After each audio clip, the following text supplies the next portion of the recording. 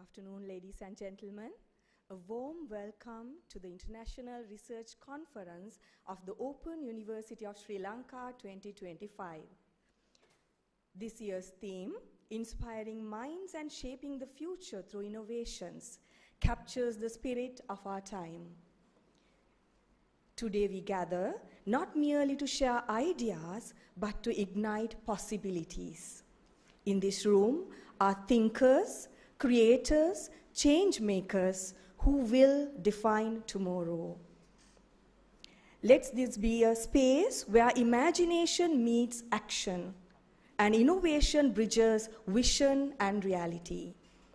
As our distinguished guests enter the ceremony, we take this moment to honor their presence, a symbol of our shared commitment to education, research, and pursuit of intellectual excellence for a sustainable future.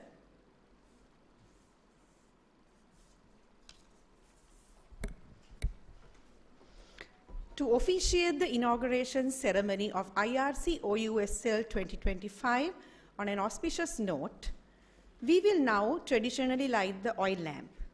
This ceremony symbolizes a fitting start as we gather to illuminate ideas that can guide us towards sustainability. To do the honors, we would like to invite our chief guest, the Vice Chancellor of the Open University of Sri Lanka, Senior Professor PMC Tilakaratna, guest of honor, His Excellency Dr. Purna Bahadur Nepali, Ambassador of Nepal to Sri Lanka, guest of honor, Professor Sanjeev Sonavane, Vice Chancellor of Committee, Professor Saminda Fernando, and two authors representing the conference participants.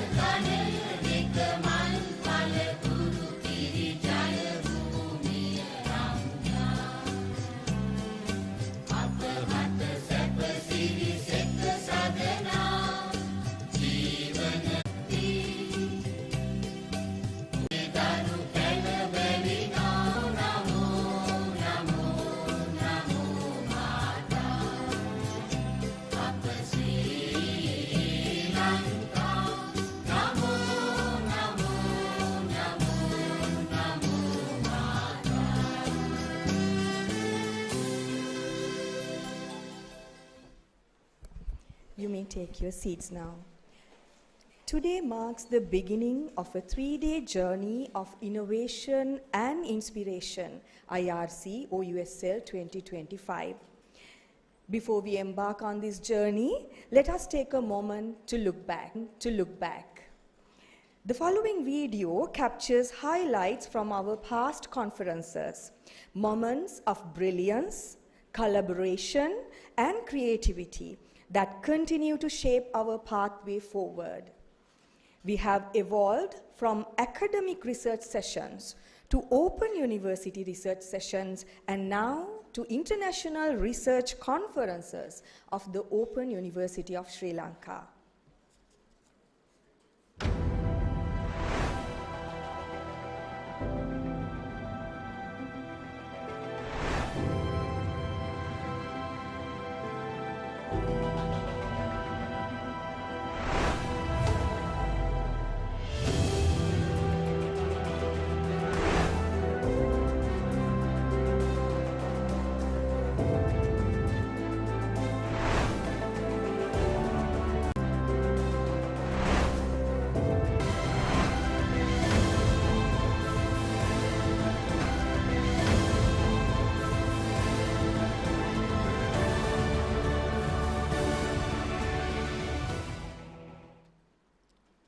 Those were just a few snapshots of our shared journey.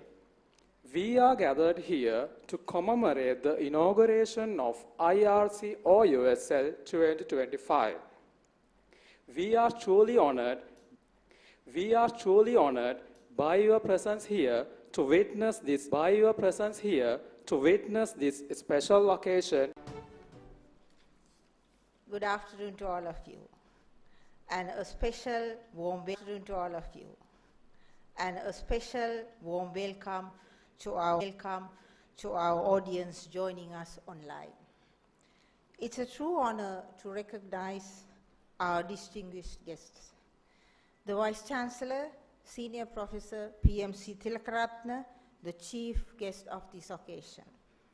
Our esteemed guests of honor, His Excellency, Dr. Purna Bahadur Nepali, the Ambassador of Nepal to Sri Lanka, Professor Sanjeev Sonavani, the Vice Chancellor Yashwantarosh Chavan Maharashtra Open University, Vice Chancellor Yashwantarosh Chavan Maharashtra Open University, India.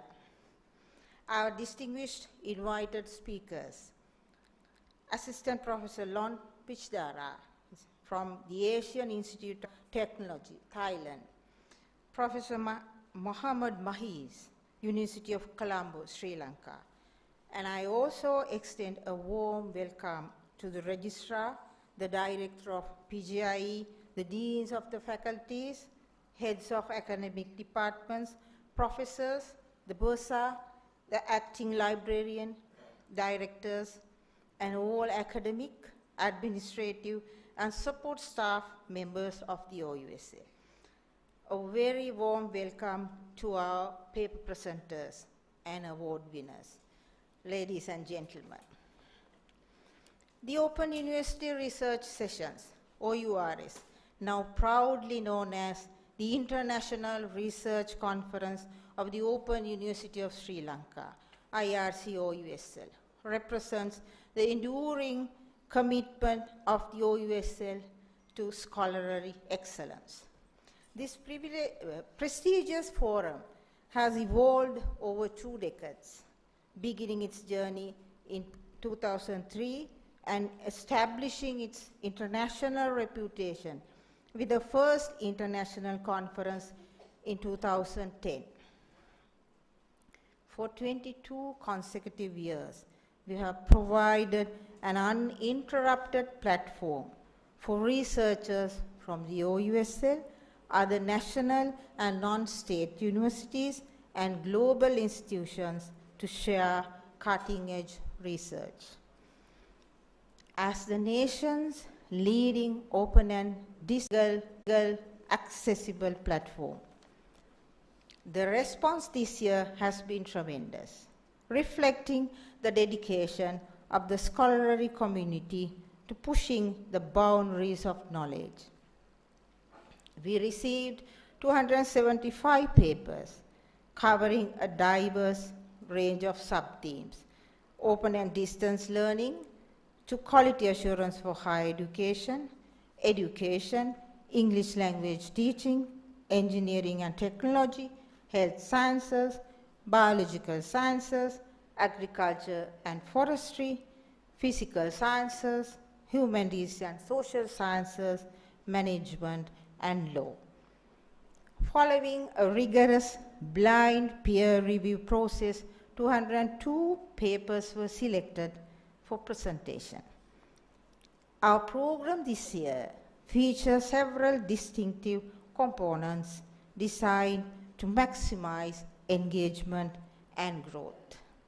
Pre-conference events. Lectures and workshops were scheduled for November 10th and 11th. Special competitions. These included the highly engaging 3-minute thesis, 3MT competition, and a doctoral colloquium. Panel discussions.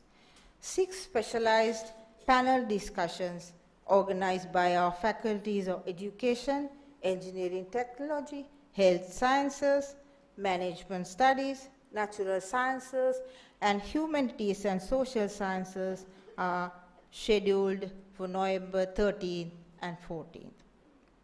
At this occasion, I must express my profound gratitude to the Vice Chancellor, Senior Professor PMC Tilakaratne, for his invaluable guidance, strategic leadership, and unwavering support, which have been instrumental in making IRC OUSL 2025 a reality. We also extend a special note of thanks to our esteemed academic partner, Emerald Publishing, for their collaboration and commitment. Organizing an event of this scale demands tireless effort, and I wish to sincerely thank every member of the organizing committee and the working group. Your dedication, commitment to teamwork, and leadership ensured the success of this complex undertaking. Finally, I wish to extend my heartfelt congratulations to all the recipients of the OUSL Research Awards, Best Online Course Award, the Best Educational Video Production Award, and the winners of the 3MT competition and doctoral colloquium. Your achievements are a testament to innovation and hard work thriving within our community. I'm confident that IRC OUSL 2025 will serve as a powerful catalyst for further research and intellectual growth. And I wish you all 3 days of productive engagement and stimulating disclosure. Thank you.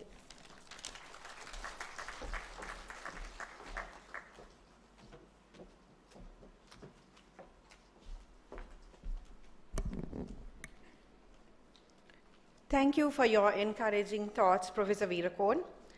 OUSL is a university where ideas flourish, talents are nurtured, and new solutions are explored. It is this dedication that inspires our journey towards a sustainable future. Our university is home to 6 faculties: Faculty of Education, Faculty of Natural Sciences, Faculty of Engineering Technology, Faculty of Health Sciences, Faculty of Humanities and Social Sciences, and Faculty of Management Studies. We are united by a commitment to fostering knowledge and driving innovations. Let us now look into who we are and what we do, reflecting the true spirit of our university.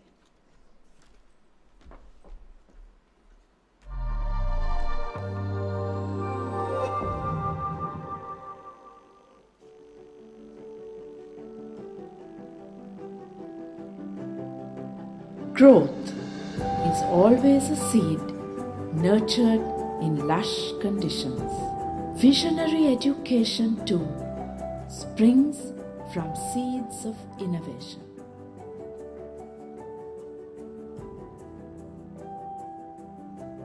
The Open University of Sri Lanka has been the site of fecund growth for many a Sri Lankan who seeks a second chance in lifelong learning.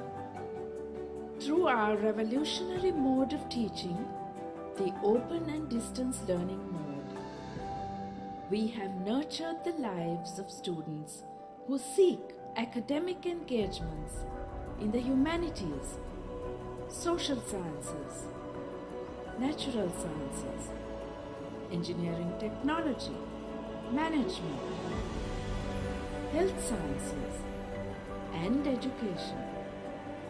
Fertile soil and nutrients create the conditions which allow a seed to face the world. We offer extraordinary facilities for the ODL learner. Library, labs, day school space, study space, recreation, IT labs, and field trips.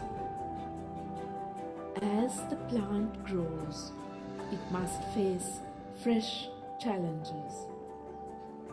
It must expand, branch out to expand its reach, its sphere of influence. Our reach is the widest any state university could offer. With 9 regional centers and 19 study centers planted all over Sri Lanka, OUSL brings a world of learning to your doorstep. Obstacles are common challenges for a growing plant. Timely forums allow our students to be in touch with realities of the outside world. As the new leaves spread, occupy the skies, and bear fruit, symbolic celebrations are inevitable. Every year, OUSL sees over 5,000 students graduating from a wide range of disciplines. And all these successful graduates. Thank you very much for the introduction. Good afternoon to every one of you. Your Excellency, Dr. Purna Bahadur Nepali, the Ambassador of Nepal to Sri Lanka. Professor Sanjeev Sonavan, Vice Chancellor of the Yasavantrao Chavan Maharashtra Open University, and the President of the Association of Indian Open Universities, Deans of Faculties, Professor Shyama Veerakon, Director Research, Registrar and Bursar of the Open University, Acting Librarian, Heads of the Departments, Professors and all academics of the University, Paper Presenters. Then we have Directors, Director Center for Technology and Media, Director Operations and all other directors of the University, distinguished invitees, ladies and gentlemen. It's an immense pleasure to address this International Research Conference 2025 today. And I ask the Vice Chancellor again, so I welcome you all for this year, our conference. This annual gathering has become a hallmark event that celebrates knowledge, collaboration, and innovation. Those are very pillars upon which our university stands today. Our theme this year, Inspiring Minds and Shaping the Future Through Innovations, captures the very essence of what universities must strive for the 21st century. The world around us is changing faster than ever, driven by technology. So we always, used to, now it's of course, technical buzzword, artificial intelligence, machine learning and everything. So every day that we are discussing, and in our country we have established Ministry of Digital Economy, all that towards what is called digitalization. And then, creativity and the constant quest for better solutions as a nation. In this dynamic context, universities must not only transfer knowledge, but also ignite curiosity, nurture innovation, and empower people to reimagine the future. That's what we want. We want to foresee the future. Our commitment to research is driven by relevance and impact. We believe that research must go beyond publication metrics. It must lead to transformation in communities, industries, and in the lives of people. That's what we want. We can do research, desk research, but if it is not, close to the, of course, people, there is no meaning of the research today. Whether through renewable energy technologies, digital education platforms that we are adopting, community entrepreneurship, or social innovations, our researchers are contributing to the nation's development agenda and the global pursuit of the sustainable development goals today. This conference provides, I hope always, a vibrant platform for scholars, practitioners, and students of exchange ideas, present their findings, and forge collaborations that can translate into the real world outcomes. That's why today we have two special guests. Your Excellency is here, and our Maharashtra Chavan Open University Vice Chancellor is also here. I know the Maharashtra Open Chavan Maharashtra Open University, if I spell it correctly, is a home for 500,000 plus students, more than 27 regional centers, and Indian government selected this university as one of the digitally led universities in India. So therefore, I hope with that, of course, spirit and the objective, so that you are here today to share your experiences and again to have that long-lasting collaboration with the Open University of Sri Lanka. Over the next 2 days, we will witness the presentation of pioneering work across various disciplines, from science and technology to humanities, education and social sciences, reflecting the rich intellectual diversity of our university and its partners. As we celebrate innovation, let us remember that innovation is not only about invention. It is about thinking differently. We need always out-of-the-box thinking. We need always thinking where, that to surpass or to challenge the conventional, that thinking patterns. It is about asking always, that bold questions, challenging conventions. Of course, we do have in our university. I am proud of that. And daring to imagine better possibilities always. That is what we want. It is also about inclusivity, ensuring that the benefits of knowledge and technology reach every corner of our society. That's why we used to say, so we as the Open University of Sri Lanka, we maintain 9 regional centers and 19 study centers. What's the objective of that? Reaching the unreached, of course, for the education. So gross enrollment ratio here in Sri Lanka is 22.9% today. But I, as the Vice Chancellor, always that propose to the government, at least by 2030, we need to have a 30% of gross enrollment ratio. That's what I think my fellow Vice Chancellor from India share with you, how National Education Commission of India anticipated to increase the gross enrollment ratio over the years up to 50%. So 3 education models they have selected: conventional model, online mode, and ODL mode. So therefore equally these 3 educational models very well recognized all over the India. I think that in Sri Lanka as well in the future, with this gross enrollment ratio increase.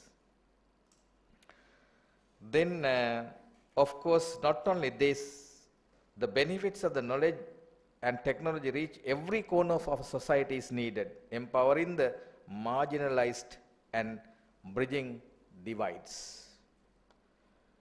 I take this opportunity to express my deep appreciation to the organizing committee led by the Director Research, Senior Professor Syama Veerakon, and all committee members, even faculty, deans, and representatives to the International Research Committee Conference Organizing Committee, and for your dedicated efforts bring this conference to a reality today.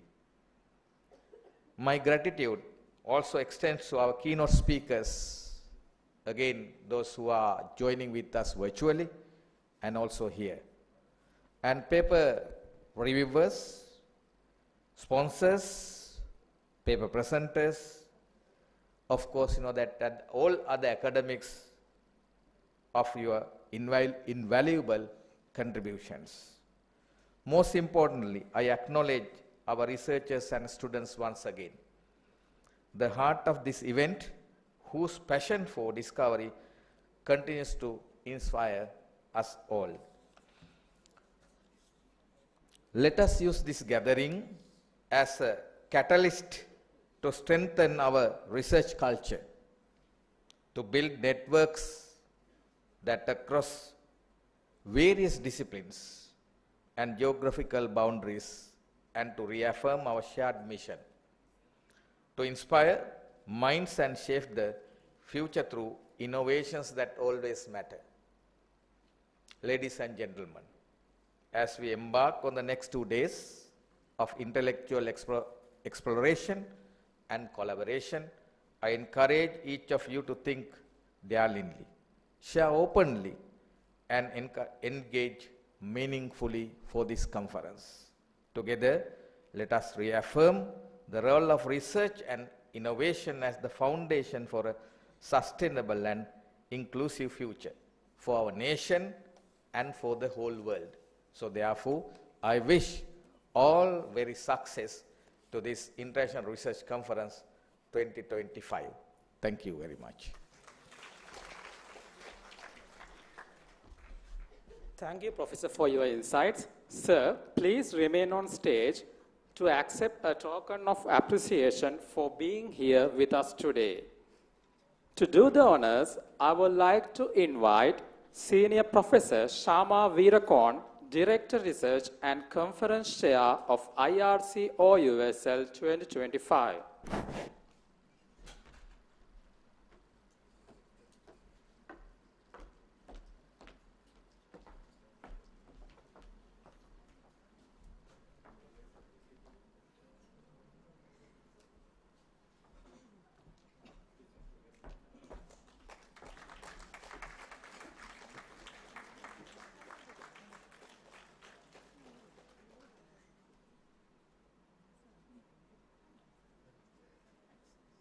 Thank you, Professor Tilakaratna and Professor Veerakon.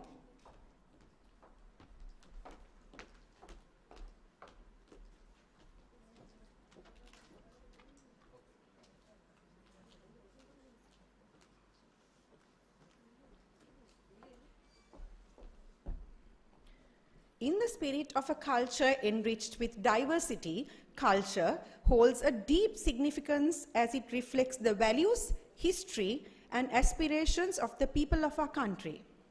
We are now going to witness a cultural performance presented to you by the performing artists of Mr. Premaratna Dharmasiri, who has won many titles and appreciation over 40 years for his invaluable service provided to promote the vibrant dancing culture as well as the amazing heritage of Sri Lanka to many countries. Mr. Dharmasiri is also the son of Mr. Heen Baba Dharmasiri, a well-known dancing teacher who also took our dancing culture to many parts of the world. Let us immerse ourselves in this cultural event and appreciate the beauty of the multicultural diversity of our country.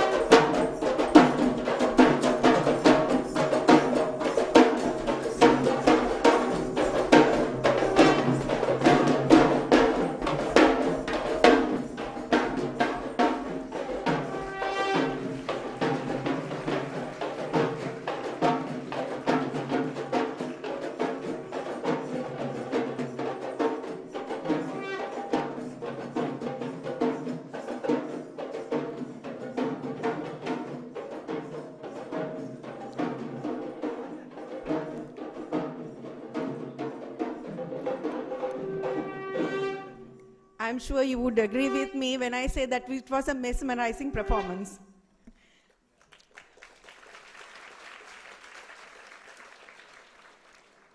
Now we have come to the most awaited moment of today's agendas, the addresses by our distinguished guests of honor. First, I would like to invite His Excellency Dr. Purna Bahadur Nepali, Ambassador of Nepal to Sri Lanka, to address the gathering. To introduce His Excellency, I welcome on stage Senior Professor Nalin Abbesekara from the Faculty of Management Studies.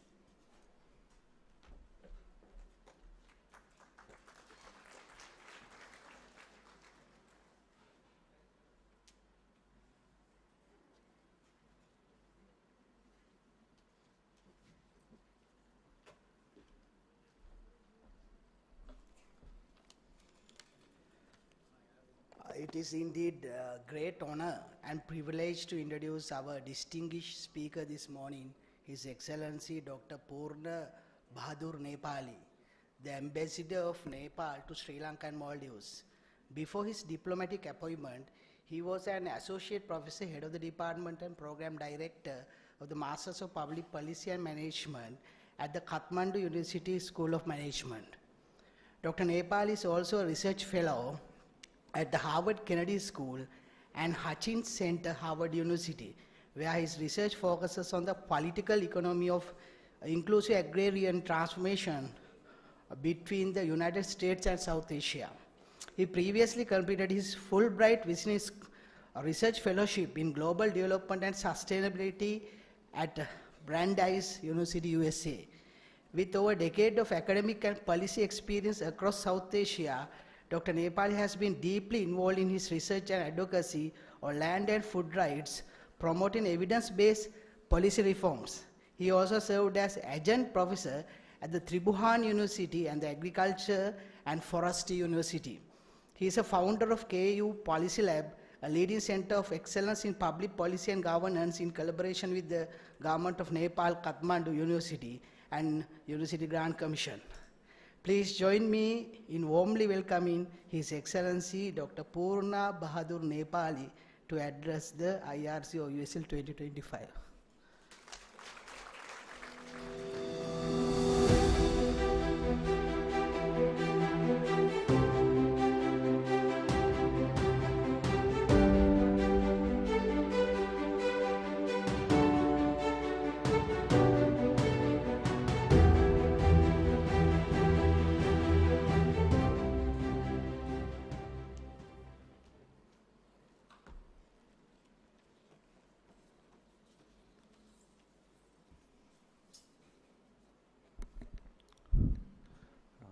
Thank you so much for nice introductions. And before I begin my the keynote address, and I would like to thank, I am very much grateful for the cultural performance. This is not only the rituals, it really inspires us. And whatever the things, because we start from 4, 5 o'clock, at this time we are very much well occupied and overwhelmed with many things, but the cultural performance, it really inspires me and to start something new, and that will really lead to the motivations which is very similar to the conference theme. And thank you so much again for nice introductions. Honorable Vice Chancellors of Open University of Sri Lanka, Honorable Vice Chancellors of Maharashtra Open Universities, and distinguished professors, researchers, scholars, and esteemed guests. Good afternoon, Avuan Namaste. It is indeed a great honor and more privilege for me to join you all at this year's International Conference of Open University of Sri Lanka 2025. And I extend my heartfelt congratulations to the organizers for bringing together such a diverse and vibrant group of scholars and practitioners to discuss the ideas that truly matters from our regions and the world. And all these are the different formality I have to mention, and I would like to mention the more than that. I really feel honored and more privileged to be in academia after 7-8 months, and I'm enjoying a lot. And as introduced by my colleagues, the senior professors of these universities, and I was in academia and leading the Department of Public Policy and the Policy Lab.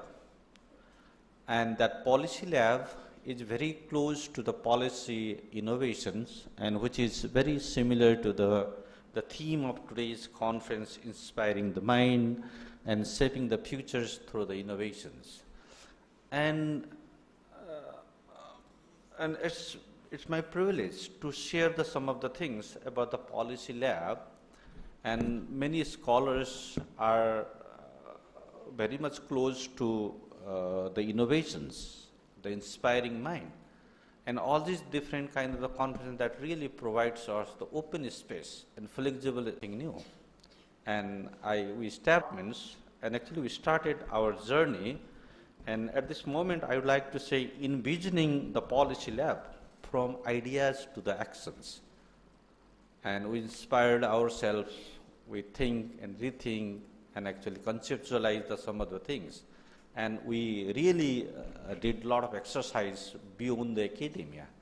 And being a universities, and also we have a social responsibility, and also we have a state responsibility. We prefer, and actually we are very much happy to say universities for social and universities for social and the state responsibility. And actually from that point of view, and we established our Policy Lab, and Policy Lab itself is a center of excellence to contribute much more on the public problems, to ensure the public service delivery.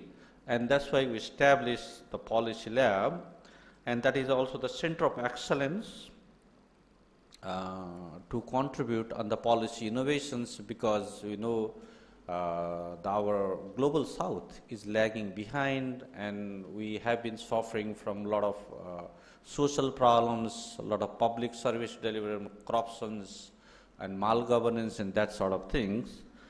And basically we adopted the human centered and public service design, or the design thinking, and it is a very important to look at. And whatever the things that we have learned from that Policy Lab, that I'm trying to share it very shortly because of the time constraint. And it fosters the public policy innovations, and it is designed to serve and forum in open and honest conversations on the public policy issues. It supports the creations of the new network, partnership and collaborations between academics and the policy makers, and it synthesizes the various evidences into accessible and actionable formats to ensure the timely provisions, the relevance where the policy window arises. And from that experience, and actually I would like to draw some of the lessons and linking with our strong philosophy and the wisdom, and that I'm trying to take some of the basis to conceptualize how we are inspired and how we engage our mind that would lead to the innovations. And Buddha's teaching, which is a renowned and eternal thoughts, it's the never ending, and actually it has a noble truth. And renowned scientist Albert Einstein also acknowledged it as a scientific. And we are taking Buddhism it as beyond the religions. And actually we put some of the things beyond the academia and vision of the Policy Lab that represent unique initiative that reflects an intellectuals and civic commitments to contribute the state and societal development beyond the conventional teaching. And Policy Lab creates the opportunities for the faculty and students to think and rethink and to reimagine the ideas, cultivating the culture of the innovations and continuous learning. It resonates with the John Dewey's thoughts and understanding on public education and the affairs. And human-centric design that I mentioned earlier, it is an iterative and prototype-driven process and resonates with Buddha's inquiries into the suffering and the dukkha, and explorations of the challenges and underlying the causes and pursuit of the transformative understanding. And design thinking, discover, design and evaluate, and it also symbolizes a journey from discovery to the transformative, echoing the Buddha's path for understanding to the enlightened actions. And education, as the Buddha teaches, not only filling the mind, but also the liberating it. An ideal mirror in the policy lab is forced to move learning from theoretical knowledge to the transformative understanding. And policy lab is the human-centered approach which, where the challenges are treated not as a barrier, as opportunities for creating and transformative solutions, resonate and recognizing or transcending the dukkhas through the awareness, awakening, which Buddha rightly says, and right understanding. And policy lab beyond the academia that visions encourage the reflective practices that nurtures humanities, empathy, and responsibility beyond the conventional academic success and resonate with the Buddha's teaching, and which involves unlearning the egos and the illusions. And when education policy aligns with the Dhamma and based on the value of the wisdom and compassion, it nurtures the holistic human development. And this is also reflected in the lab's missions to merge academic excellence with the ethical and experiential learning for the sustainable governance. And the synergy among the youth, professional, and elders, which embeds the Buddhist principles of interdependence and mirrors on the lab's inclusive model of the policy innovations through cross-generational dialogue and the collaborations. And all these innovations originate in mind. The lab redefines the innovations as an ethical, mindful, and human-centered process of the social transformations, which resumes with the Buddha's transformation suffering into the wisdom. And these are some of the things that I would like to mention, and linking with the Buddha's teaching that policy lab, that's the beyond the academia, we claim it as a center of excellence. And actually these are some of the things that I would like to mention through the kind of the policy lab, linking with the today's themes conference. And as a representative of Nepal and close friends and the neighbor of the Sri Lanka, I deeply value the shared commitment of the two nations to the knowledge, education, and societal perspectives. And both countries have a long history of the cultural and spiritual and academic exchange, and dating back the centuries, rooted in our mutual trust that we are following the non-alignments and different things that we are trying to connect all those things. And even through the email exchanges, and actually we have been able to connect the Vice Chancellors of the Nepal Open Universities and Vice Chancellor of the Sri Lanka, and actually soon we are going to initiate some sort of the collaborations, and which is also the theme of the conference as well. As the time and the regions and South Asia region faces the common challenges, kind of the climate vulnerability, food insecurity, energy transitions, regional collaboration in research is never been as important. At Open University of Sri Lanka has a similar thoughts, and also we have our Nepal's universities, Open University also has a similar thoughts. And actually how can we connect and share our ideas? Sharing our ideas, it means inspiring our minds and shaping the futures through the innovation. And these are some of the things, and I would like to mention. And dear scholars and all the participants, research is not only about the producing the knowledge, it is about the sharing the responsibility for the futures we all wish to create. And that is also the theme of today's conference, not only today's, for a few days that we are investing.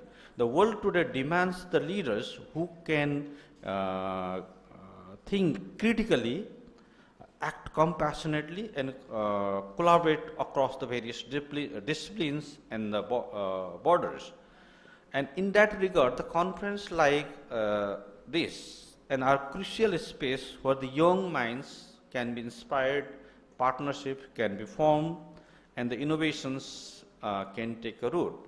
In concluding, I wish to commend the Open University of Sri Lanka for its continued dedications to advancing the education and the resource excellence. I also encourage all the participants to use this platform to strengthen your network and share your findings and contribute collectively to the visions of the more sustainable and equitable world.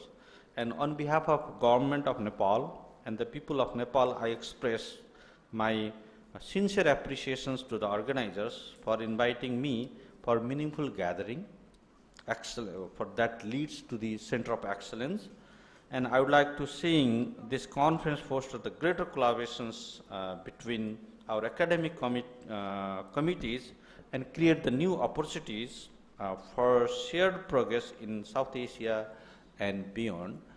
And also I would like to request for the Vice Chancellors to have a South-South collaborations. These days, Global South has a greater importance. And Global South is very much privileged with our Eastern philosophy, Buddhism, Hinduism, and Muslim, and there are the various spiritual thinkings and religious-based privileged knowledge and understanding and wisdom we have. Once we will be able to connect, and all those different kind of the peace journey and the spiritual journey, and actually we can contribute much on that. And that's why I would like to request all of you to have a South-South collaborations. If you rely much more on the North, it's something different that we are not appreciating the South-South collaborations, and we are not appreciating our Eastern wisdoms, that Buddhism, that globally renowned scientists also have acknowledged all different kind of understanding. That's why I would like to request all of you to promote and appreciate our South-South collaborations. Thank you so much.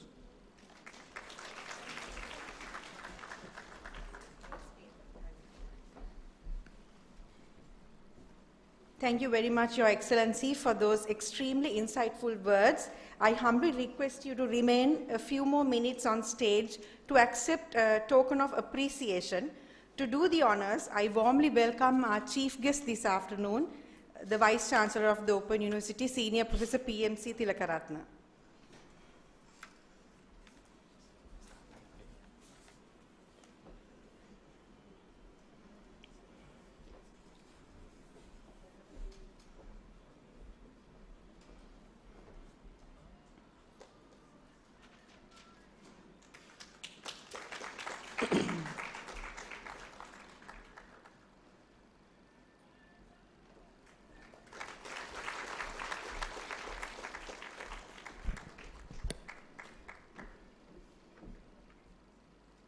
Thank you very much, Your Excellency, and thank you very much, Professor Tilakaratna.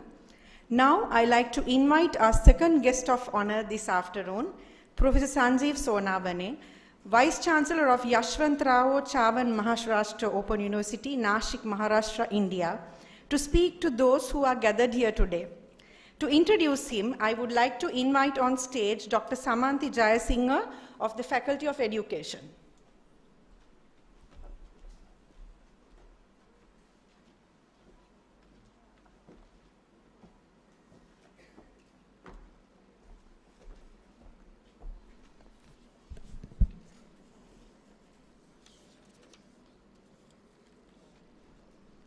A very good afternoon to all of you. I would like to briefly summarize the impressive profile of Professor Sanjeev Arjunarao Sonarao, a distinguished figure in Indian higher education. Professor Sonavano currently holds the esteemed position of Vice Chancellor of Yashwantrao Chavan Maharashtra Open University, India. His extensive administrative experience includes serving as the Pro Vice Chancellor and former Director of the School of Education at Savitribai Phule, Pune University. His academic credentials include MSc, MA in Distance Education, MP Education, and PhD from University of Mumbai. His fields of expertise are broad, comprising teacher education, distance and online education, health and physical education, inclusive education, and quality in higher education. With over 30 years of total academic experience, Professor Sonawo has been dedicated mentor, guiding 32 students for PhD and 22 students for MPhil degrees. He has successfully completed major research projects, including international collaboration with institutions like Monash University, Australia, and Southeastern Northern University, and he has also completed the project Edu Forum, funded by Erasmus Plus during 2018 and 2024. He has secured significant national funding from organizations like the Indian Space Research Organization and the Ministry of Human Resource Development. Most recently, he was endowed the national project on transforming Indian schools through leadership by the Indian Council of Social Science Research. As a prolific writer, he has published 18 books, 42 research publications in national and international journals. His citation index is 320, high index is 5, and I-10 index is 3. His contribution have been recognized with prestigious honors, including being a 2-time recipient of the Lanos Palm Teacher Exchange Scholarship, the NCPE-DP Mind-Free Helen Keller National Award in 2012, and the Award of Excellency by the Indian Association of Teacher Educators.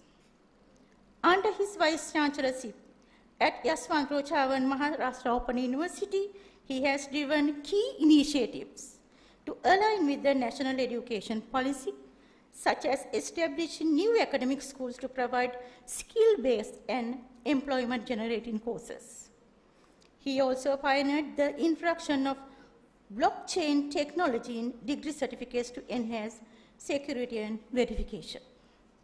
In summary, Professor Sonawo's profile reflects a commitment to innovation, quality, and leadership in education, leaving a profound impact on policy, research, and institutional development. Thank you very much, and over to you, sir.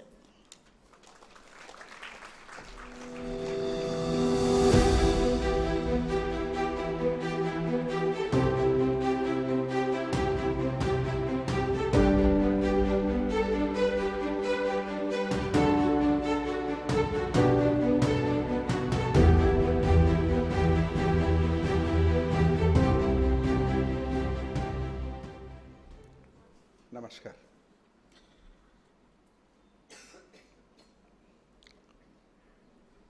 Professor Tilakaratne,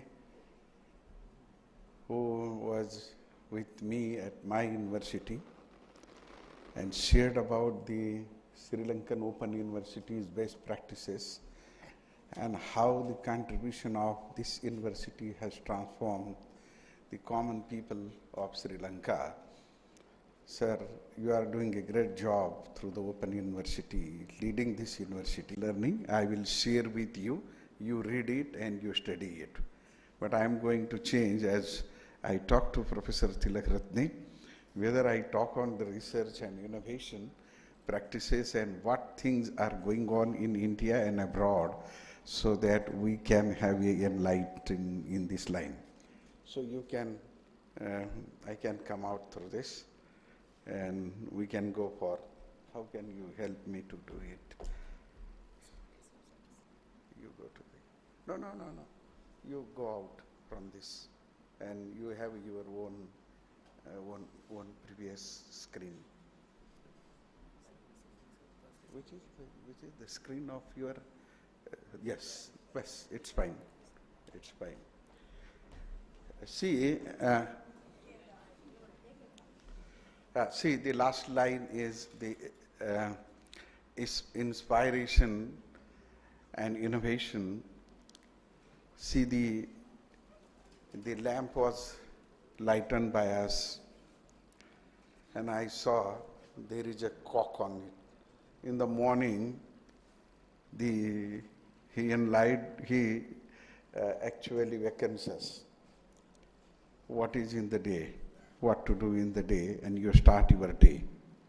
I think this is the right symbol to go for the inspiration and waking us what is coming in the near future. The word is very fine, the shaping the future. How many people had gone through the one book, very inspiring book of Alvin Toffler, of a future shock? Very interesting book.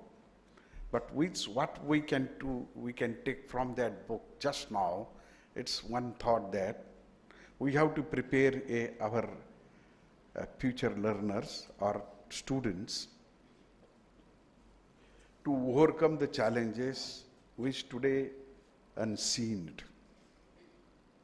Don't know after 40 years, just now the student is a 20, 25 years. After 20 years or 25 years, 40 years, which problem will be there, which challenges will be there. But we have to prepare today and inculcate and develop the competencies in our student and learner so that they can overcome at that time. And for that purpose, which are I feel that the two challenges before us, which we have to do a lot of research on that in a teaching fraternity. The first challenge is that engaging learner in learning. Now you people are sitting here. I don't know how many are listening me, because the mind is going on. Like that in our students also, when they are how to at the time of learning process, how many they are engaged in the learning process or not. This is the great challenge. And for that purpose, we use technology. We use excellent content for that. And this is one of the things that when we write a book for open and learning, ODL learning material, at that time we specify the learning outcomes. And to achieve that learning outcomes, we write our books, and it's very challenging. And that's why the teacher, what type of efforts is taking in the classroom or in the material writing it, how it will be effective to engaging our learner into the learning process. Another one challenge is that the confirmation of learning. Yes, whether the student is learning or not, he got a 90% mark, 95% marks in the examination. But in a society, when he is engaged in the society or in a practical life or world of work, at that time, whether he or she will be succeeded. And in my department at a University of Pune, 20 years before, I had made one study that Bachelor of Education, that is a B.Ed degree, gold medalist and first 5 medalists, whether the last 10 years I list out it and how they are working, where they are a good teacher at their school or not. But the findings was very different. But the 60%, 70%, above second class students, they are doing good for the schools, not the gold medalist and others. So things are there, how we are measuring the learning of students and like that. I will tell you a simple story to you. We teach, but we don't know whether they had learned or not. See, lots of people now in India also, in Sri Lanka also, they are NRIs. That means they are non-residents of Sri Lanka. They live in Australia and other. But after 10 years, 5 years, they came to their own native cities and villages. Like one person, he came to his native place. And in the morning, he started a morning walk. And from the front, there was one person came, and they was recognizing that this person was whether 20 years or before 20, 30 years, my classmate in school. They ask each other, and they realized that we are a classmate. But one was the host, living there, and one was the guest who was out of the country. And they started talking in the street that how are you, what is there.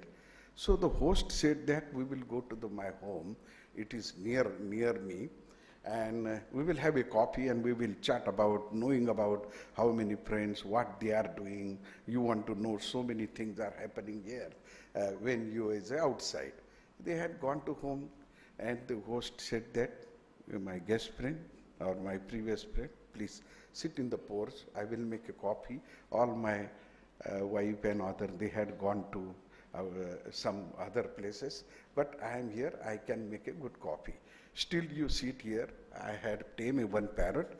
I taught so many things to it. You can talk to it in the cage. Then, in 5-10 minutes, he came with the good coffee. They shared it, but the guest was completing that. You said, for a time pass, as you are making a coffee, you said that you talked to my parrot. I taught so many things, but I tried to talk it, but he never responded. So his reply was various.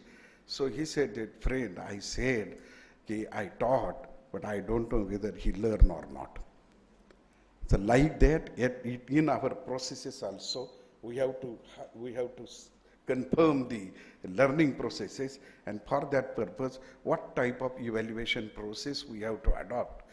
That is also one challenge for shaping the future of our own learner, whether we are transferring it from from a content-based education to the competency-based learning. How the competencies. Then each degree has to identify that. This is a great research which I completed with a funding of a European Union to identify the competencies of a student to raise the value of our graduate. At the end of the graduate, when 3 year or 4 year, so what competencies will be acquired? What to, and then as per our evaluation system, you can have a credit to it, and this is actually called the credit acquisition. Acquisition of the credit, it is not the award of the credit to that. And how we can identify each degree's competencies and their levels and their indicative 0 to 10 level or whatever may be the level indicative statements, darshak vakya bolte hai, so that we can evaluate the student very well. It will change the miracle, and we had started this type of thing. And teacher education, 4-year teacher education program in India, this type of competencies. I can share the document with Professor Tilak Ratne. The education department can adopt it, and other department can do it. Suppose the MBA, at the end, marketing MBA, what competencies will be needed? You have to check out it, list out it, and then you have to test it whether through this the MBA graduated from this university is of that level or not. The marks acquired by the candidate in the examination is a different thing, but the skills and competencies and knowledge level and capability of a application of knowledge in a different situation is a different thing. So this is one of the area to shape the future of our own student is one thing is the challenging. Another thing which we had tried out it, I will share it with you.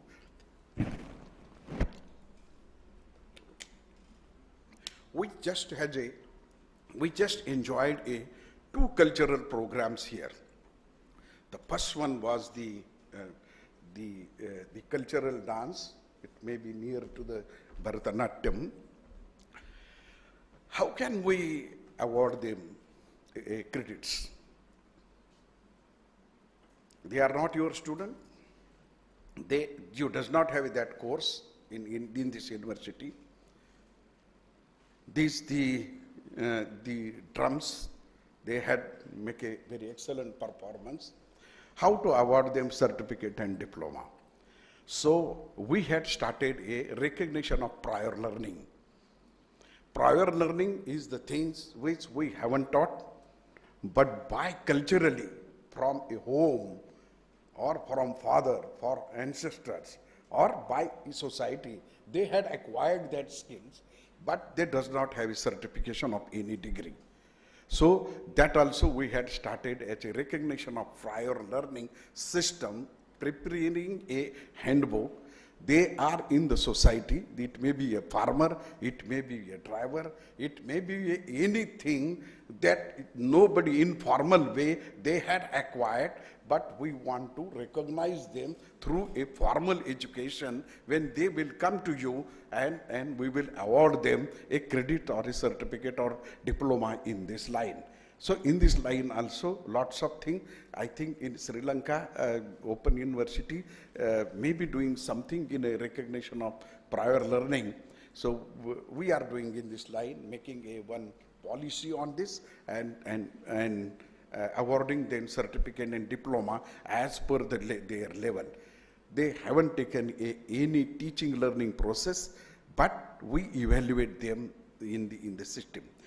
Sri Lanka and India or Nepal, both all these countries from the Asian countries formerly, where the British colony was there, we had adopted a British system in our education.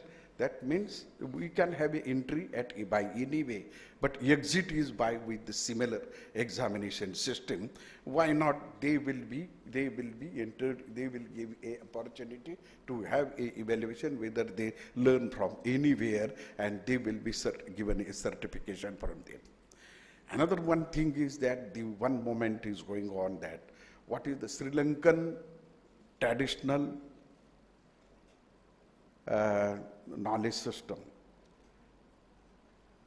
Making it, maybe cooking, maybe making any goods, maybe anything. So making its knowledge and scientific base is the one of the research area very widely we have to adopt it for shaping the future of a Sri Lankan knowledge system.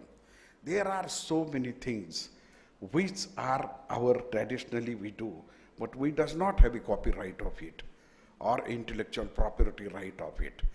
But that is the traditionally we do it. So what is that knowledge system we have? And if that knowledge system we had identified it and work on that, research on that, and that what is the knowledge base behind it, that will be a great thing. Again, we see the farmers or anything, they do their things on their own way and find a solution to their own problem. But they does not know the science behind it, which physics is there, which biology is, which agriculture science is behind it. But the recognizing that knowledge with the basics of science, that is also one of the area of, then through that we will get lots of innovation and lots of IPR, that is we say the patents through it, so that that research will be patented and intellectual property of our own traditional knowledge will be saved. One of the area very interestingly coming in the future, so we had started to working on that is the design degree. Design degree. So design degree means I want a degree to be, I will design my own degree. Now what happens, we design the degree. So this is the degree of MBA, and we had a structure, how many credits, how many years, how many semesters, these are the subjects or these are the courses, and you have to appear for that. But now we all universities from Sri Lanka or all over the world, we will have one consortium. It will be online or any other way, it will be available, or hybrid mode it will be available, or some students can go to the abroad and they can complete their few credits from that, and they will complete. In the design degree, the core subjects are finalized by the mother institute, and other 40% or 30%, which is not available, but I want to do. I want to do. I am a student of physics, but I want to learn a psychology. But in that scientific institute, it is not there. Or economics, but I want to, or music, I want to do. It is not with my institute where I am admitted, can do from the other institute, and by this way I will become a multidisciplinary. And we say that only the multidisciplinary approach to be adopted in G also said that it's a collaboration.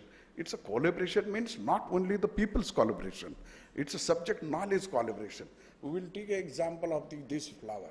This flower is a production of a transdisciplinary approach. How it is transdisciplinary approach? Because the seed is there, agriculture, science, knowledge is work there, fertilizer is there, water is there, and it is totally together. In integrated way, the outcome is the flower. We cannot separate the agriculture, science, knowledge, photosynthesis from it, but it is inherently, it is there, and its integrated outcome is like this. So by this way, how any transdisciplinary research can be handled by so many experts together, come together to solve the problem. At that time, unidisciplinary knowledge is not enough to solve any problem. And for that purpose, we have to again understood what is meant by problem in research. We say problem means what? We say that to be solved and all these things. Probably we have to understood it very simple way, and spelling out any problem for the research is the great job to solve the problem. And that's why the problem is, if we define it very simple way, the problem is a gap between expectation and fact. Very simply, within a few seconds I will explain you. The human can walk on the ground surface, can transfer by swimming in a water surface, but cannot fly. And for that purpose, the innovation taken by Wright brothers to our expectation is we should fly. This is the expectation. But the fact is only we can transfer in a two surfaces only. So how it can be? And this knowledge gap was invented through an aeroplane, and we can transfer from one place to another place. So we have to first, it may be a small problem or a big problem or a national problem or a global problem, we have to see that what is the facts and then what is the expectation. And they identified the gap, and that identified, when we mitigate it, that gap, the knowledge comes out. And that knowledge we say that it is an innovation, it is a theory, or it is a postulate, or anything which we say that in it. And at the last, I will share with you the one thing that the universities are a higher education institute, colleges are a higher education institute. But what is the purpose of these institutions? Only the production, or it's a factory of awarding the degrees? No. There are four objectives of higher education. The first objective is the creation of knowledge, and for that purpose we do research. The second objective is whatever may be the knowledge we had shared it, that we have to store it in the form of thesis, in the form of dissertation, in the form of a research paper, in the form of the monograph, so that the another researchers can utilize it, next generation, it will be available for them to review it. The third thing is the dissemination. And for that purpose, dissemination, now we in India, we use a three mode, as Tilakratne sir had rightly said that. One is the regular mode, the students are sitting, class, the blackboard is there, and they are learning. The next stage is there, another one is the online and ODL. The three by way, the dissemination of knowledge is there. Previously it was for one teacher to a few, now it is a one teacher to many. And many means the masses. And for that purpose, the ODL in a word has been becoming popular because democratizing the education and taking education towards their palm is now the buzzword. And that's why online education and all this. This is the third objectives. And for that purpose, whatever may be the system we develop, whatever may be the technology or training to the teacher, whatever may be the system we develop, that is the third objective of higher education. And the last one is this: what to do with this created knowledge, what to do with disseminated knowledge, what to do with the stored knowledge. And the last one is very important, that is the creation of wealth through this knowledge. We have to create a wealth. It may be form of a product, it may be form of a services, and that is why we want a innovation. So how this knowledge, created knowledge, will be applied? And for that purpose, we use this research, or we do research in 4 areas. The pure research, where the knowledge is created. The applied research, where we have a product or other things are developed. We are using a washing machine. You know, washing machine is working on which principle? Centrifugal force. Centrifugal force. This is the physics principle that is utilized in a washing machine. It has been as a product. If you have one small stone to a string, and if you move it to leave it, it goes to the outside. The centrifugal force is acting on that. The same principle it utilized in a washing machine. And that's another one is the policy research. As the Bahadurji had rightly said, that the policy, we want the policy. And last one is the action research in our related. You may be in a MEd syllabi, this thing is there. And we very fun way, we said that it is a papa. Papa means we call in India to father as a papa. So PA means a pure research, applied research, policy research, and action research. It's a policy research. So we have to keep in mind, as we are a part and parcel of higher education, we are here as a teacher of a higher education. We have to create knowledge, store knowledge, disseminate knowledge, and create a wealth through it. Now you will say that we can't create a knowledge. We can't create a knowledge and create a wealth, but then how it is possible? But we are creating a student. That the shaping the future means we have to prepare our own student so that they can create a knowledge, they can store a knowledge, they can create wealth through it, and they can become a good teacher or excellent teacher to disseminate the knowledge. So this is really the shaping the future. With the advanced technology, with the simple thing, with exploring our traditional knowledge in a today's context with it's a scientific base. So these are the areas where we can do very excellently. Now I will take 1 minute at the last minute how the YCMU, Yashwantrao Chavan, Maharashtra Open University. See, I am working as a Vice Chancellor there. What practices we have done in a nutshell, sir had said that the blockchain technology and other, we use it. We have more than 5 lakh students, that means 500,000 students. And if you see four answer sheet of each or 5, how many papers will be there? 3 million papers are, answer sheets are there. But we evaluate and declare result of our every program of the university within 20 days by adopting its on-screen evaluation. Within 20 days we do it, and that is due to the on-screen evaluation technology adopting in the higher education. Another thing is the blockchain technology. Through the blockchain technology, no bogus degree is created, but another benefit is that you want to verify the degree. When our student goes to London or any other university, Australia, they want to verify the degree. They send us a mail attaching our degree, and then we have to go to the ledger or find out the register and look into, and then we do. But we do within 2 minutes. On our degree certificate, there is a QR code.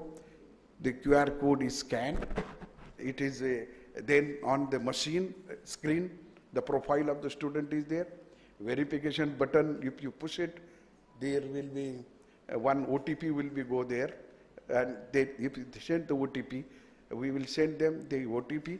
That means payment is done, 500 rupees or something for it, and within a next second, their certificate appear that this degree is verified, and as per our record, this is the real degree, or we had prepared that structure. So these are the few initiatives, and lot many initiatives we had made there for this. RPL is their recognition of prior learning. They had not gone any day, anywhere, anything. They are working as their home, but they had a skill. We recognize them as a certificate. So these things are the very interesting thing to inspiring the tomorrow's mind, really to how them we can inspire them, and for doing the research which is nearby us. So Sri Lanka is very rich by their traditional knowledge, but we have to explore it with their scientific base. Many, I think the intellectual properties will become through it. For that purpose, I wishing best. Thank you, Tilakratne sir and your team, to give me opportunity to interact with you and be here and part of this excellent event. Thank you and namaste.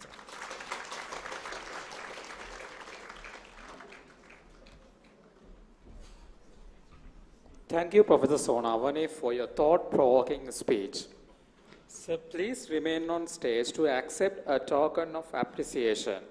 May I once again invite our chief guest, Professor Tilakaratne, to do the honors.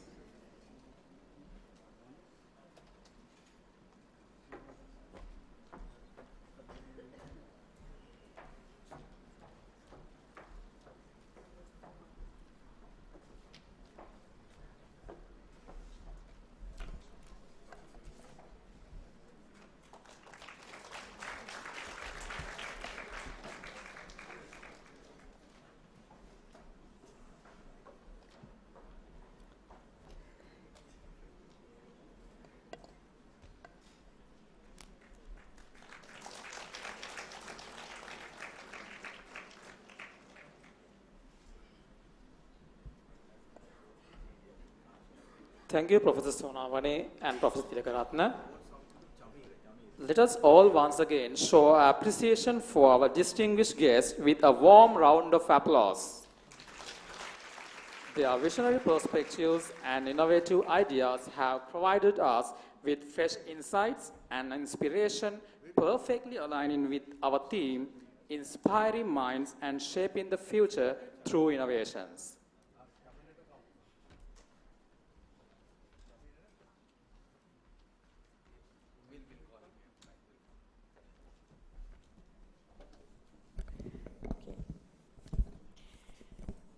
We now move to an inspiring part of today's program, the award ceremony, recognizing remarkable minds within our university whose dedication and achievements embody innovation and excellence. These awardees have made significant contributions to their fields and advanced our university's mission of impactful and sustainable research. Let's celebrate their achievements and the spirit of discovery that drives all of us forward. Now, I would like to invite on stage our chief guest, the Vice Chancellor of the Open University of Sri Lanka, Senior Professor PMC Tilakaratne, to join us in presenting the awards to our awardees. I also cordially invite Dr. Utpala Premaratne, Co-Chair of the Organizing Committee of IRC OUSL 2025, to accompany your chief guest.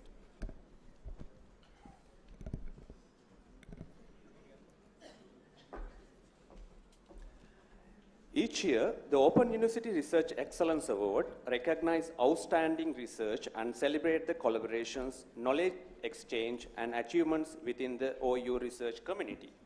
Let us celebrate their achievements with a round of applause as they walk on the stage to receive their awards.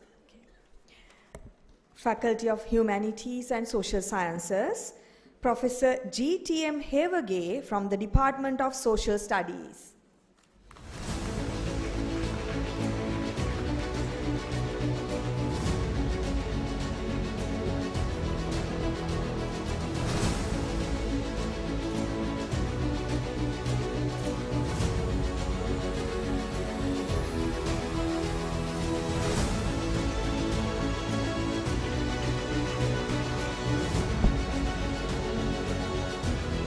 Dr. Nadish De Silva from the Department of Legal Studies.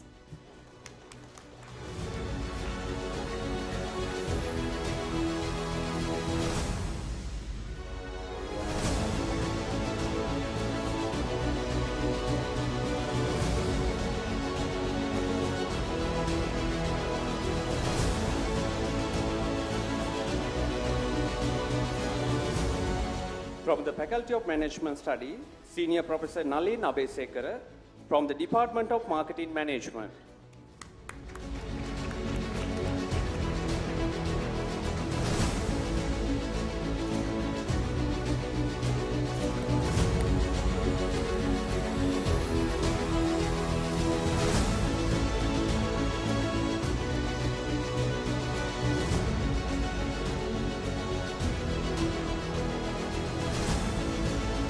From the Faculty of Education, Mr. K. Ketheeswaran from the Department of Special Needs Education.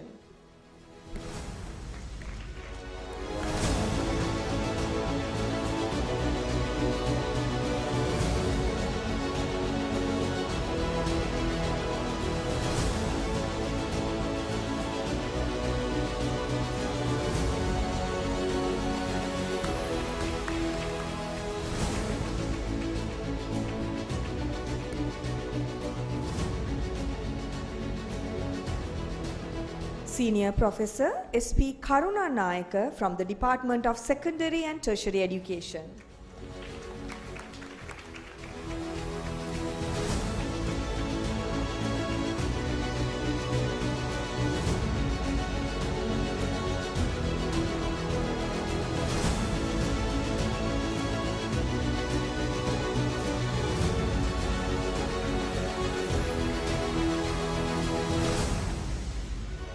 Ms. W. M. A. P. S. Fernando from the Department of Secondary and Tertiary Education.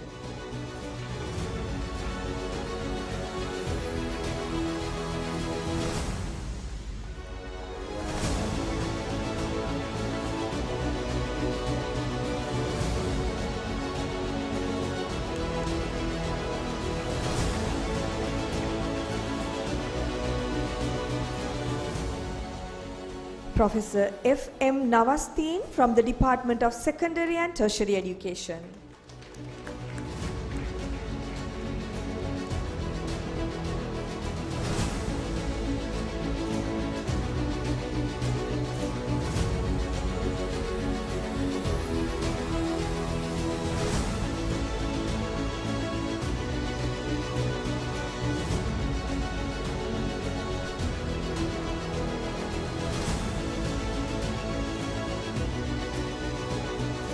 Professor J.D. Karimdeen from the Department of Secondary and Tertiary Education.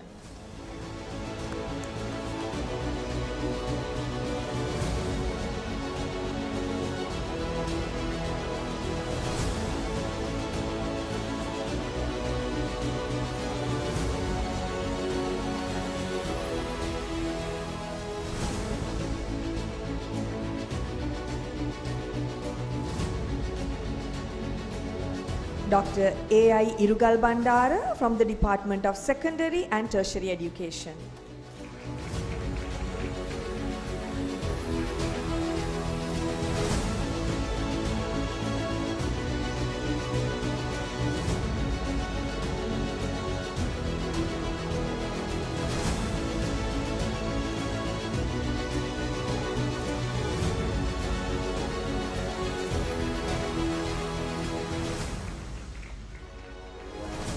From the Faculty of Engineering Technology, Dr. G. N. Paranavidana from the Department of Civil Engineering.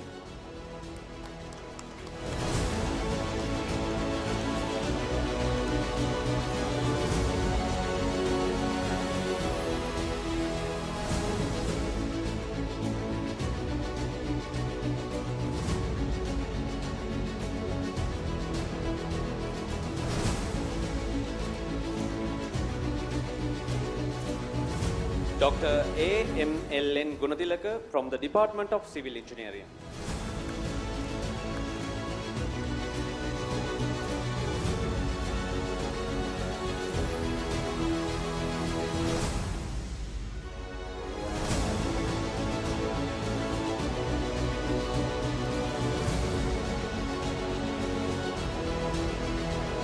Professor BCL Athapattu from the Department of Civil Engineering.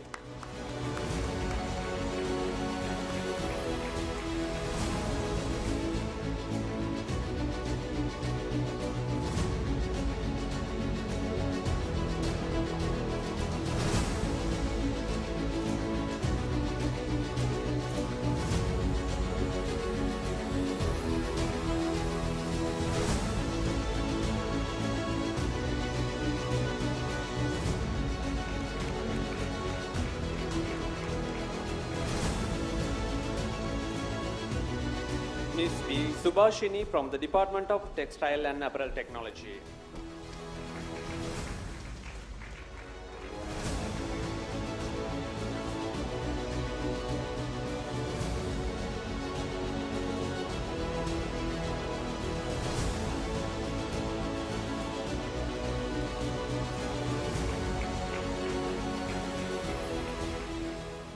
Dr. N.S. Veerakodi from the Department of Agricultural and Plantation Engineering.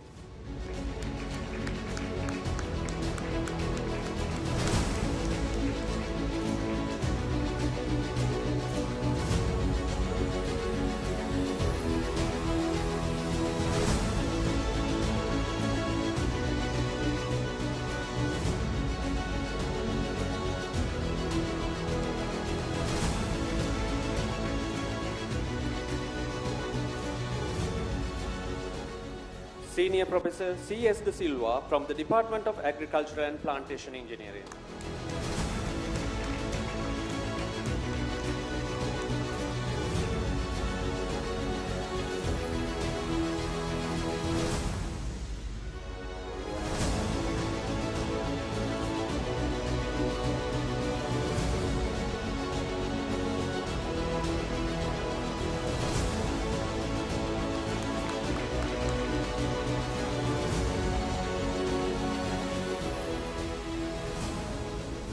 Professor A.G.B. Arugoda from the Department of Agricultural and Plantation Engineering.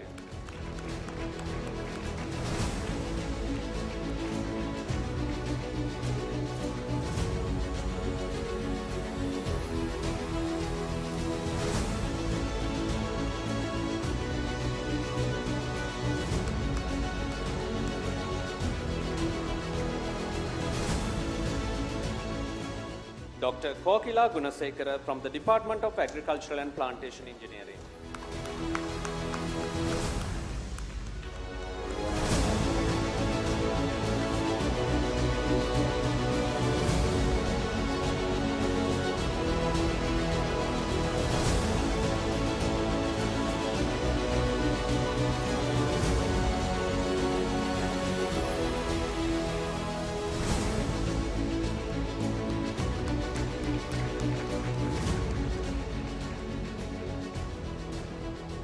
Dr. S.D.R. Pereira from the Department of Mechanical Engineering.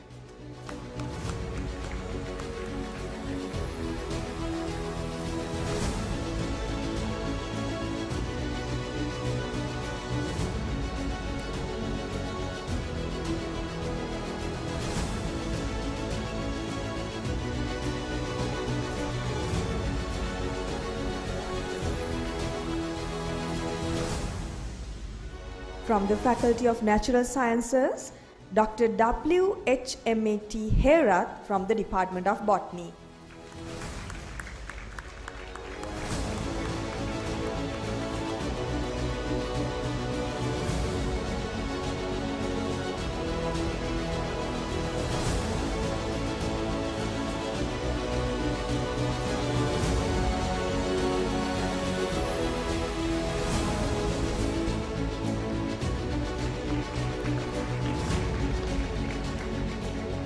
Professor P. W. H. K. P. Daulagala from the Department of Botany.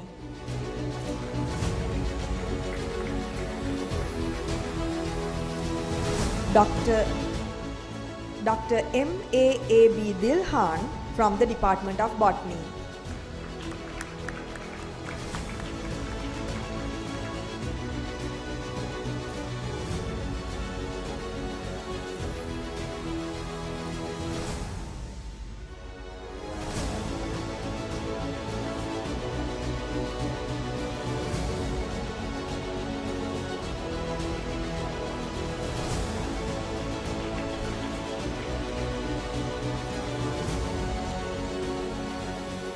Senior Professor VPS Pereira from the Department of Physics.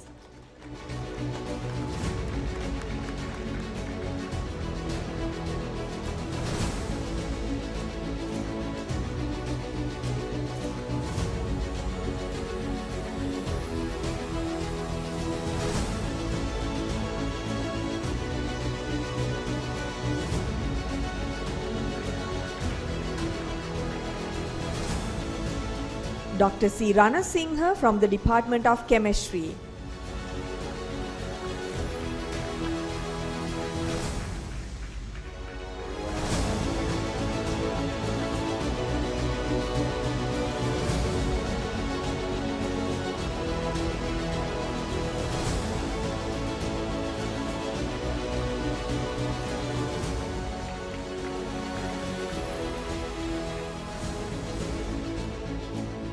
Dr. D.T. Abesinghe from the Department of Chemistry.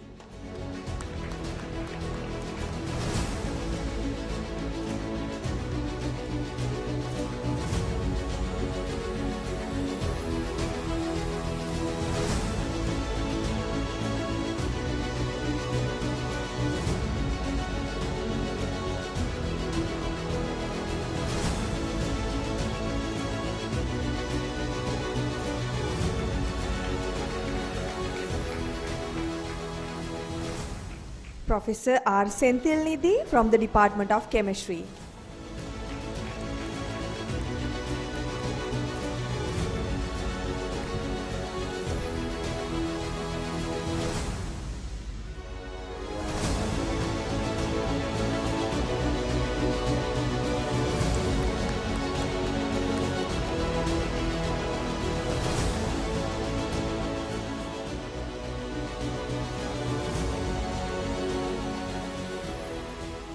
Dr. R. Dushanan from the Department of Chemistry.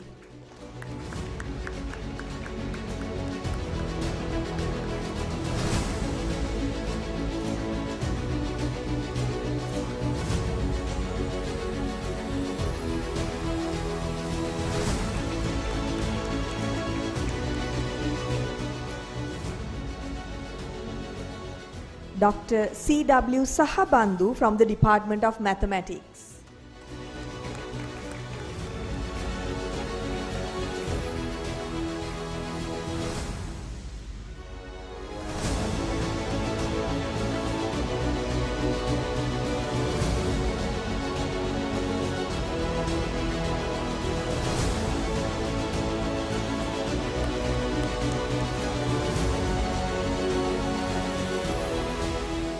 Dr. C.D. Jayasinghe from the Department of Zoology.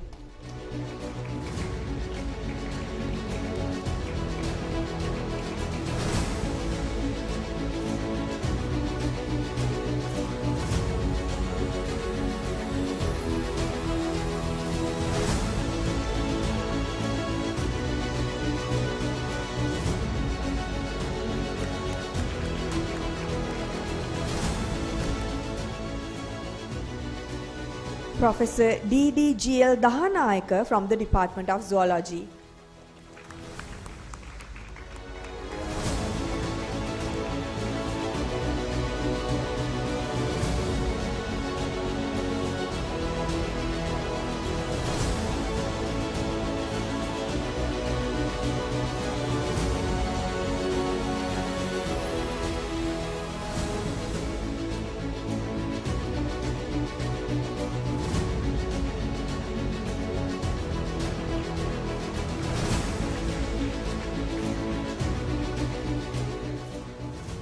From the Center for Environmental Studies and Sustainable Development, Dr. M.G. Y.L. Mahagamagi.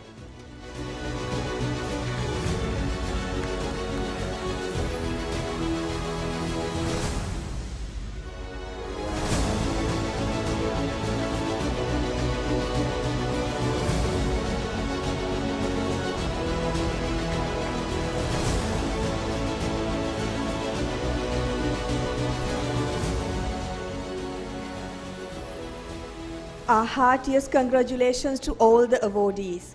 Your outstanding accomplishments bring honor and distinction to our university. Let us give a big round of applause to all awardees once again. Thank you very much, Professor Tilakaratna, for presenting the Research Excellence Awards. We now invite Professor Sanjeev Sonavane to join us on stage to recognize two special awardees. I kindly request our conference co-chair, Professor Saminda Fernando, to accompany our guest. OUSL is the premier institute in Sri Lanka which provides ODL educations, where teaching and learning offers upon flexible access to learning opportunities to anyone, anywhere, and at any time. We use a wide variety of technologies to bridge the division that is created by the physical separation of learners from the teachers and the educational institution. Each year, the OUSL award the best OUSL online course to appreciate the contribution of academics developing innovative teaching aids. And the best OUSL online course for 2024 is awarded to Mr. Sampath Vikramasinghe from the Department of Electrical and Computer Engineering for the course Microprocessors and Interfacing.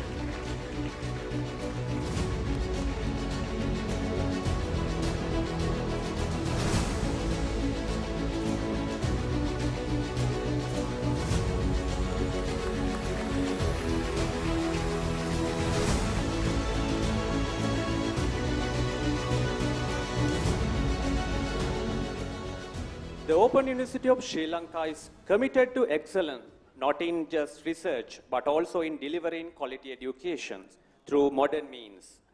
The award Best Educational Video Production recognizes the creativity, the production excellence, and the instructional effectiveness required to transform complex subjects into engaging, accessible, and high-quality learning experience for our students. It is my pleasure to announce the award for Best Educational Video Production for the year 2024, which goes to Dr. Chandana Kulasurya and Mr. Mithulan Jayakumar from the Department of Civil Engineering.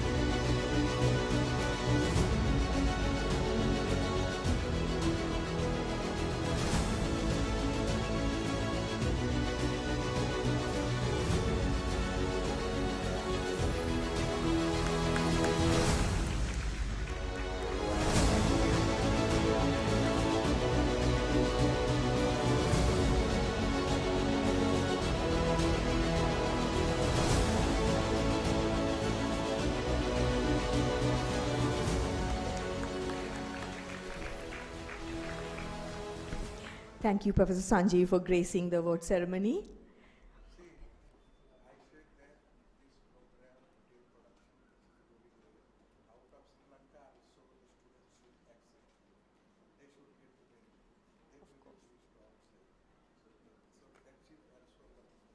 Yeah, of course, Professor. Yeah, thank you.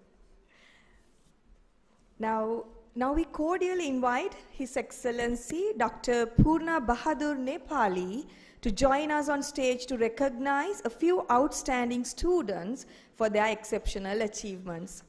I also invite our conference chair, Professor Shama Veerakon, to escort His Excellency Dr. Nepali to the stage.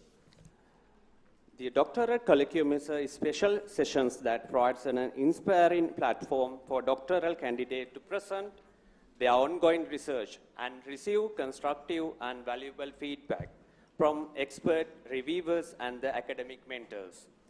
It allows participants to gain essential insights into different perspectives of research that can help enhance and shape their research work, and to meet and establish a stronger network among fellow doctoral students and academics.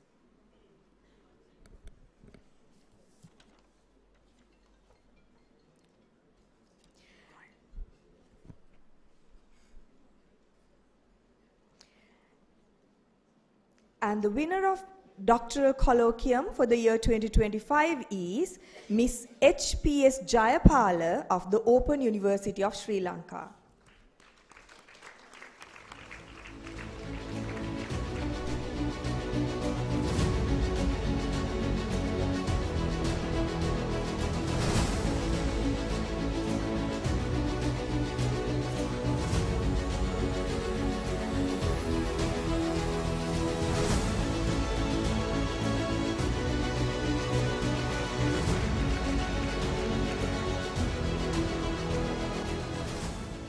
The virtual 3-minute thesis competition was originally developed by the University of Queensland, and it helps to cultivate students' academic presentation and research communication skills. Presenting in a 3MT competition increased their capacity to effectively explain their research in 3 minutes in a language appropriate to a non-specialist audience. The Open University of Sri Lanka, with permission from the University of Queensland, has been organizing the virtual 3MT since 2022 in line with the Open University Annual Research Conference. The applicant should be active MPhil, PhD, DBA candidates or 2-year full-time master degree candidates who have conducted a substantial amount of research for the completion of the thesis. Here are the winners of the 3-minute thesis competition of IRC OUSL 2025. Second runner-up goes to Miss M.R. Abekon from the Open University of Sri Lanka.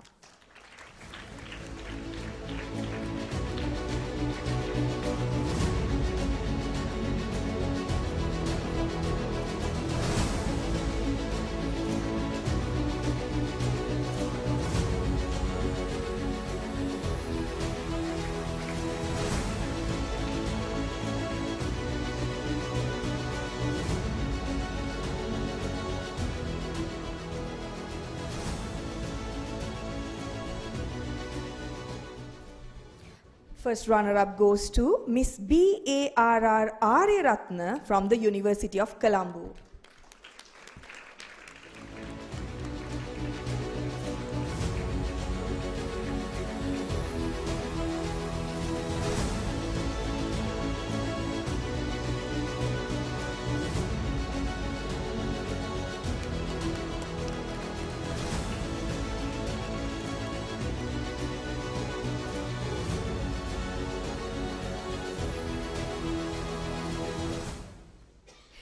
And the winner of the 3MT competition of IRC OUSL 2025 is Mr. H.K.S. Madhusankar from the Open University of Sri Lanka.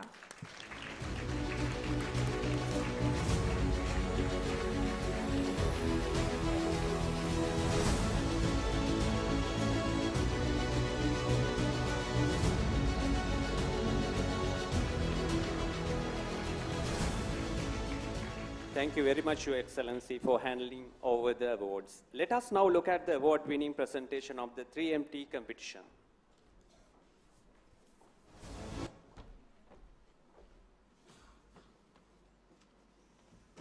Many of you might have seen lakes completely covered by salvinia or large areas invaded by giant mimosa. These weeds grow fast, survive almost anywhere, and seems impossible to control. Their strength comes from their special structure and chemistry. But what if we could turn these unwanted plants into something valuable? In my research, I used Mimosa pigra and Salvinia molesta to create tiny material called nanoparticle made from zinc, copper, iron and silver using green synthesis method. After confirming their properties through various tests, I explored how these nanoparticles could help in 3 main areas: seed germination, disease control and water purification. The findings were exciting. Zinc nanoparticles were best for root growth, especially at 10 parts per million. Copper oxide improved germination at 50 ppm, though higher level inhibit root growth. Iron oxide showed mixed effect. It supported growth at 100 ppm, but beyond that, plant got stressed. Silver nanoparticle, on the other hand, help seed sprout at 40 ppm, but higher dosage plant become smaller and lighter. So the message is simple. The right amount makes all the differences. Too little has no effect, too much make the plant harmful. Then I looked at how this nanoparticle could suppress plant diseases. Zinc and copper nanoparticle reduce fungal growth, controlling fusarium and rhizoctonia by up to 76%. And silver nanoparticles were powerful against bacteria, stopping E. coli, Pseudomonas aeruginosus, and Staphylococcus aureus, even at very low level of 8 ppm. Finally, I tested their antioxidant and photocatalytic abilities. Silver nanoparticles show the strongest antioxidant activity, while zinc oxide completely removed the methylene blue dye under sunlight, showing promise for cleaning polluted water. In short, I have found a way to turn invasive weight into great nano tools, material that can help plants grow, control diseases, and clean our environment. Even the most unwanted plants can play a part in building cleaner, healthier, and more sustainable world. Thank you.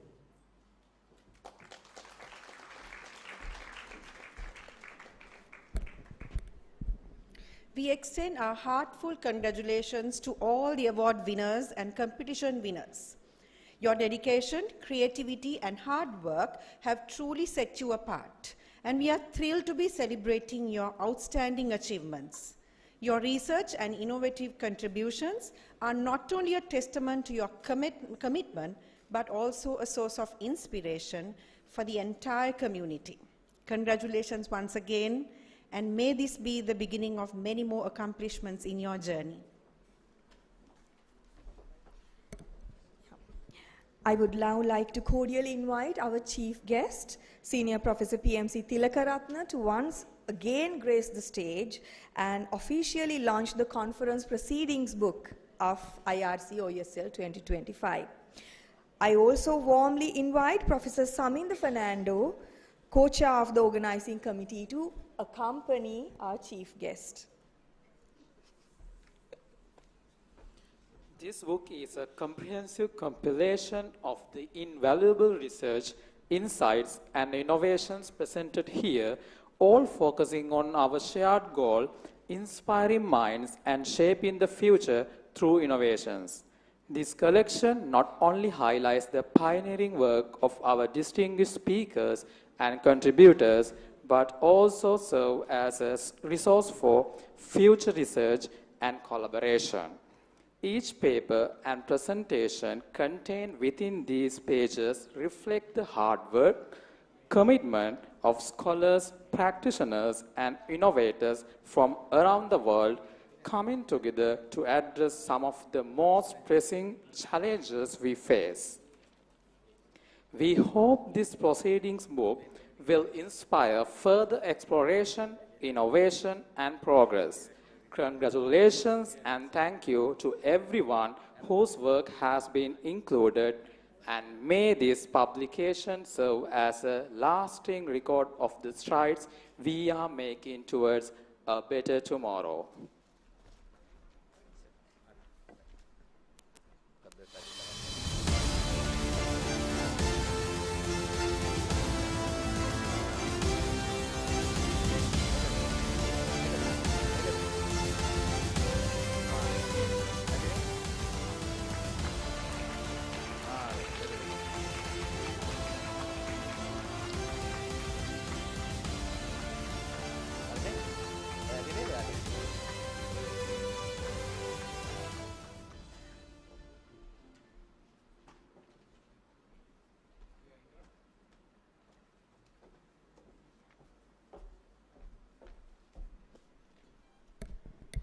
Thank you, Professor Tilakaratna and Professor Fernando.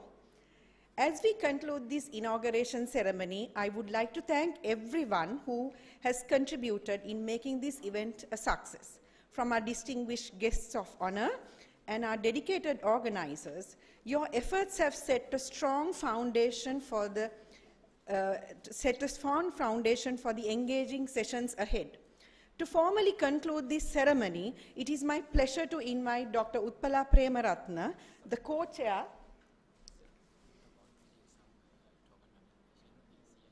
Right, okay. So I want to invite Dr. Utpala Premaratna, the co-chair of the organizing committee of IRC OUSL 2025. But before we have Dr. Premaratna, there is a slight change in the agenda where Professor Sonavane wants to hand over a few tokens of appreciation. The stage is over to you now, sir.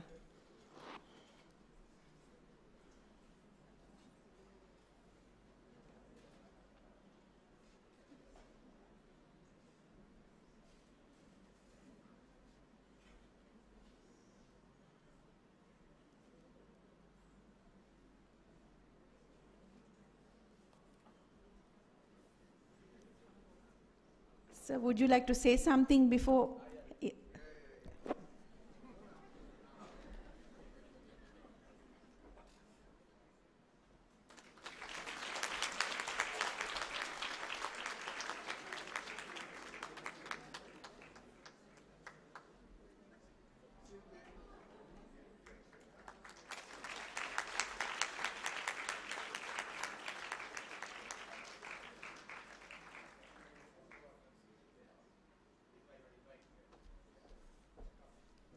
Your Excellency, you're also invited on stage.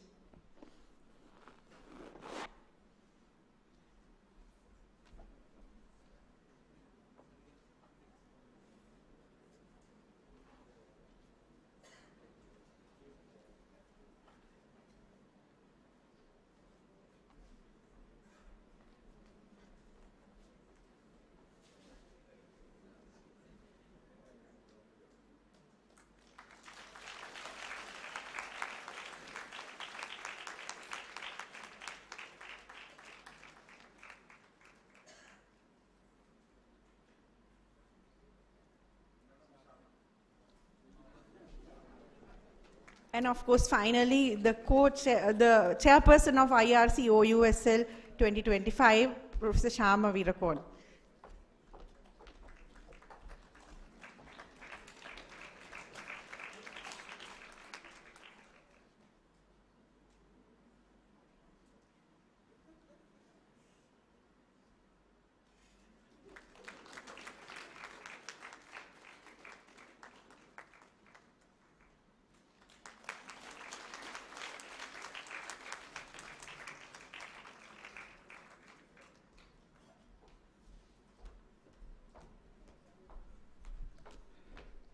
Friends, this was a token of love from my university.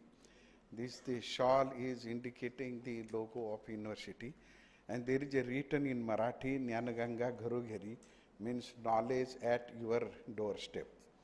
So that's the logo of Yashwantrao Saman Maharashtra Open University.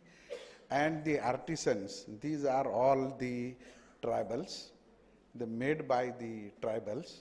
And I said that recognition of prior learning, we had recognized them with the certification of their art. So this is the example of that, how we can go for it.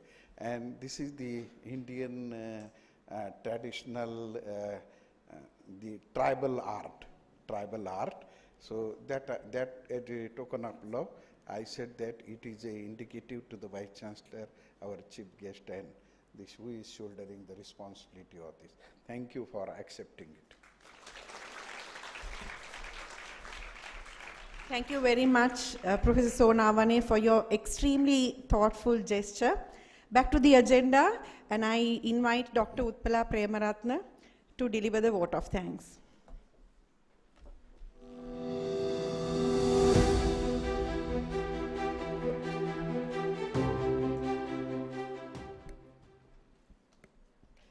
It is my honor and privilege to deliver the vote of thanks at the conclusion of this inaugural session of the International Research Conference of the Open University of Sri Lanka, IRC OUSL 2025.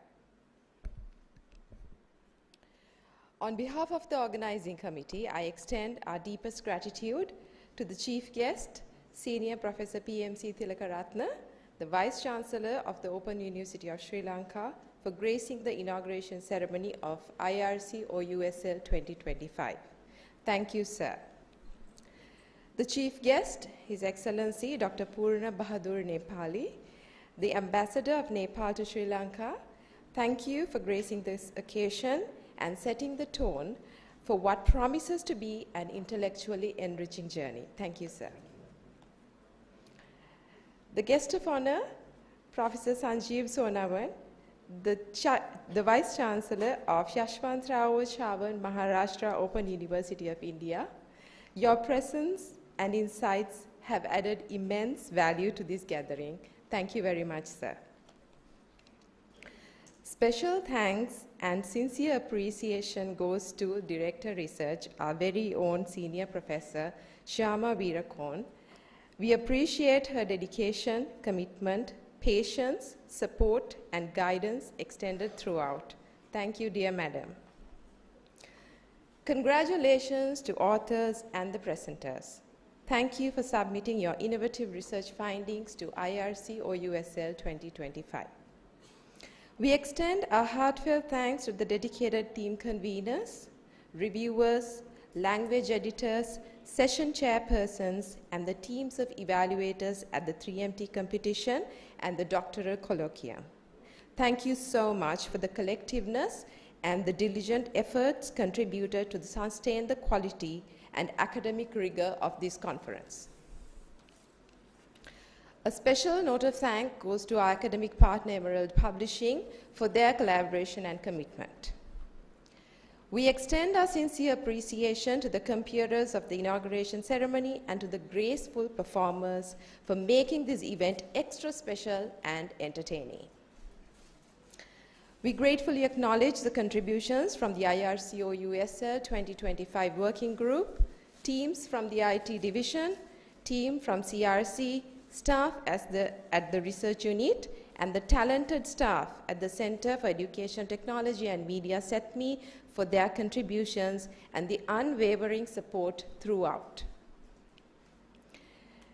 To our international delegates, scholars, local and foreign participants, thank you for joining us from across the globe. Your enthusiasm and commitment to knowledge sharing make this conference truly global in spirit.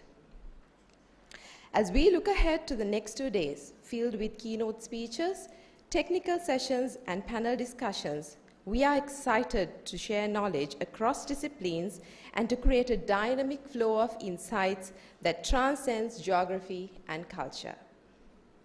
Let me close with a quote that beautifully captures the essence of our collective endeavor. Coming together is a beginning. Staying together is progress.